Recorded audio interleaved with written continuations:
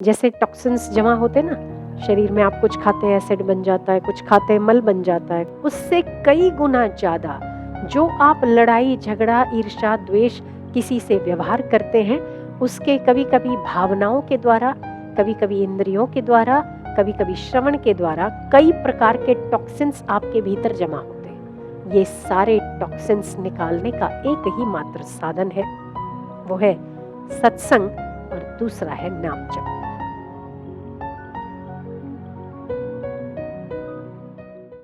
बहुत अच्छा करते हो आप लोग कि अभी भी हर रोज सुबह सत्संग का श्रवण करते हो। जो लोग नहीं करते हैं उनसे हमारा अनुरोध है कि हर रोज आधा घंटा 20 मिनट, जितना भी आपके पास समय है, कम से कम 20 मिनट, ज़्यादा से ज़्यादा आपके पास जितना समय है, ज़रूर सत्संग का श्रवण करना चाहिए। हमारा क्या है वो हर रोज जैसे टॉक्सिन्स जमा होते हैं ना शरीर में, आप कुछ खाते हैं एसिड बन जाता है, कुछ खाते हैं मल बन जाता है, कुछ खाते हैं एसिडिटी बन जाती है, कुछ ना कुछ उसका एक साइड इफेक्ट हर पदार्थ छोड़ता है। बहुत ज़्यादा खट्टा खा लिया तो किसी को घुटने दर्द करने लगते हैं, नींबू खाया तो घुटने दर्द करते हैं, होता है ना। तो ये सब टॉक्सिन्स आपके भीतर जमा होते हैं, उससे कई गुना ज्यादा जो आप लड़ाई झगड़ा ईर्ष्या द्वेष किसी से व्यवहार करते हैं, उसके कभी कभी भावनाओं के द्वारा, कभी कभी इंद्रियों के द्वारा, कभी कभी श्रवण के द्वारा कई प्रकार के टॉक्सिन्स आपके भीतर जमा होते हैं। राग के, द्वेष के, ईर्ष्या के, लड़ाई के, नकारात्मकता के, ये सारे टॉक्सिन्स निकालने का एक ही मात्र साधन है, वो है सत्संग, और दूसरा है नाम जप। इन दोनों में आपके शेड्यूल में से थोड़ा समय जरूर सत्संग को देना चाहिए। आप 20 मिनट के सत्संग में, अगर आप सत्संग सुनते हैं, 20 मिनट के सत्संग में हम ये मानते हैं कि आप सुनते सब कुछ हो। 20 मिनट में आप सब कुछ सुनोगे। 20 में से अगर आप 5 मिनट भी सुनते हो ध्यान से, 20 मिनट सत्संग चला, उसमें 5 मिनट आपका मन रहा, उस 5 मिनट में भी यदि एक सेंटेंस आपके काम लग गया तो आपका दिन बन जाता है, जीवन संवर जाता है। इसीलिए सत्संग होना चाहिए, क्योंकि जितना परोसा जाता है उतना तो आदमी नहीं खा सकता है ना। और जो खाता है वो पूरा पचा नहीं सकता है, डाइजेशन कमजोर होता है। और आजकल तो सेवा नहीं है, तपस्या नहीं है, नाम जप नहीं है, तो सत्संग इतना हजम नहीं होता है। केवल पुण्य पाप धोने का काम तो जरूर करता है, पर हम चाहते हैं सत्संग को जीवन में उतारना चाहिए। इसीलिए हर रोज 20 मिनट जरूर सत्संग सुने। नाम जप का समय मिलता है।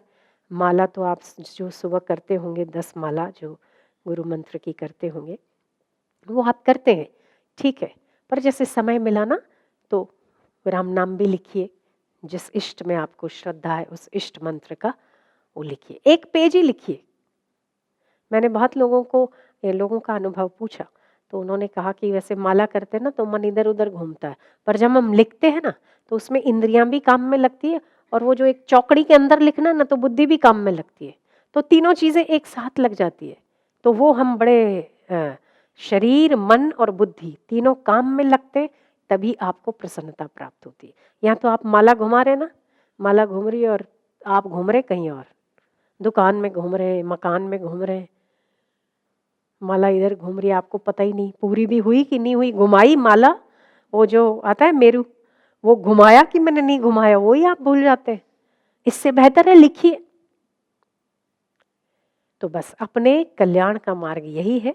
सबसे सबका, जितने भी ये जगत में प्राणी समुदाय आपको नजर आता है, सभी लोग ब्रह्म ज्ञान के पिपासु हैं, सभी लोग मुक्ति के पिपासु हैं, सभी लोग मुक्ति के यात्री हैं। कोई आज मुक्त हो रहा है, कोई कल हो रहा है, कोई हो चुका, कोई वर्षों के बाद होगा, पर होना सभी को है। तो क्यों ना हम देर क्यों करें। हमारा संयोग इतना अच्छा है, सत्संग इतना अच्छा है, ईश्वर ने कृपा इतनी अच्छी की है, गुरु हमको प्राप्त है, तो फिर हमें हमारे कल्याण में देर नहीं करनी चाहिए। ऐसा मेरा मत है, ऐसा मेरा मानना है। इसीलिए आत्म कल्याण की कोशिश करनी चाहिए।